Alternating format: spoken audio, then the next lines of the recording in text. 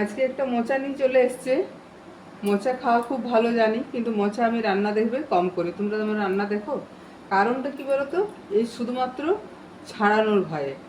তো আমি দেখো আজকে নিয়ে চলে এসছে, কোনো উপায় নেই। তাই আমি সন্ধেবেলায় ছাড়িয়ে রেখে দিচ্ছি, হাঁটতে যাব তার আগে আমি ছাড়িয়ে রেখে দিচ্ছি। হ্যাঁ, কালকে সকালে কেটে হলুদ জলে ভিজিয়ে নেবো। খাওয়া উপকার বলে সবারই খাওয়া ভালো, কিন্তু দেখবে লক্ষ্য করবে আমি রান্না বেশি করি না, এই শুধুমাত্র ছাড়ানোর ভয়ে। মোচাটা সকালে কেটে নিয়ে হলুদ জলে ভিজিয়ে দিয়েছি। আর এই দেখো এখানে ছোলার ডাল ভিজিয়ে দিয়েছি, আর নারকেলটা বের করে রেখেছি। এরপর এটা ছাড়িয়ে নিয়ে কুচি করে কেটে মিক্সিতে পেস্ট করব। আর মোচা রান্না করব বলে আলুও কেটে নিয়েছি, ধুয়ে নিয়েছি। এবার আমি মোচাটা সেদ্ধ হতে দেবো। মোচাতে একটা সিটি দিয়ে ঠান্ডা জলে ধুয়ে ভালো করে জলটা নিংড়ে নিয়েছি। আর এই ছোলার ডালটাও একটা সিটি দিয়ে দিয়েছি। আর নারকেলটা আমি কুচি করে নিয়ে মিক্সিতে বেটে নিয়েছি, নারকেলের সাথে একটু আদাও আমি বেটে নিয়েছি। এবার আমি কড়াই বসাবো। কড়াই বসিয়ে দিয়েছি, কড়াইয়ে সর্ষের তেল দিয়ে পাঁচফোড়ন দিয়ে দিয়েছি।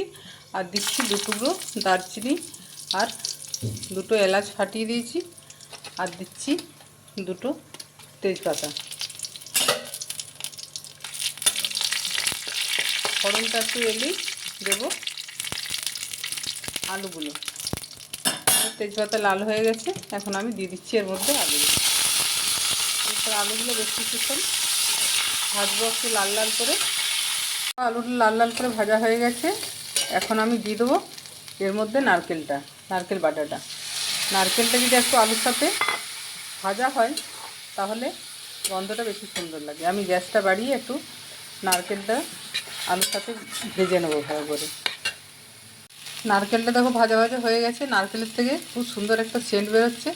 এখন আমি দিয়ে দিলাম এখানে একটা ছোট টুকরো করা টমেটো। নারকেলটা একটু ভাজা ভাজা হলে গন্ধটা বেশ ভালো লাগে। আর এর মধ্যে দেখো আছে জিরে, ধনে, কাশ্মীরি লঙ্কার গুঁড়ো আর হলুদ। নুন নেই এখানে। এই মশলাটা আমি দিয়ে দিলাম।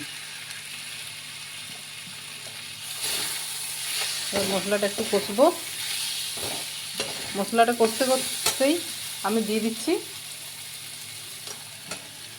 ছোলার ডালটা। একসাথে এগুলো কষিয়ে নেব ভালো করে। দেখো এগুলো সব ভালো করে কষানো হয়ে গেছে, দেখো নিচে লাগছে। আর আমি মোচাটা দেবো সেই পরিমাণ মতো নুন আর চিনি আমি দিয়ে দিয়েছি। মোচার তরকারি একটু মিষ্টি মিষ্টি ভালো লাগে, আর আমরা তো একটু মিষ্টি মিষ্টি খাই, তো আমি সেইভাবে মিষ্টি দিয়েছি। তোমরা যে যেমন ভালোবাসো তেমনভাবে দেবে। এই কষানো হয়ে গেছে, এরপর আমি মোচাটা দিয়ে দিই। তারপর আর বেশি কিছুক্ষণ কষিয়ে নেব। মোচা তো আমার জল ছেড়ে একদম রেডি করাই ছিল, এখন এটা একটু কষা হোক। অনেকক্ষণ আমি মোচাটাকে কষিয়ে নিয়েছি।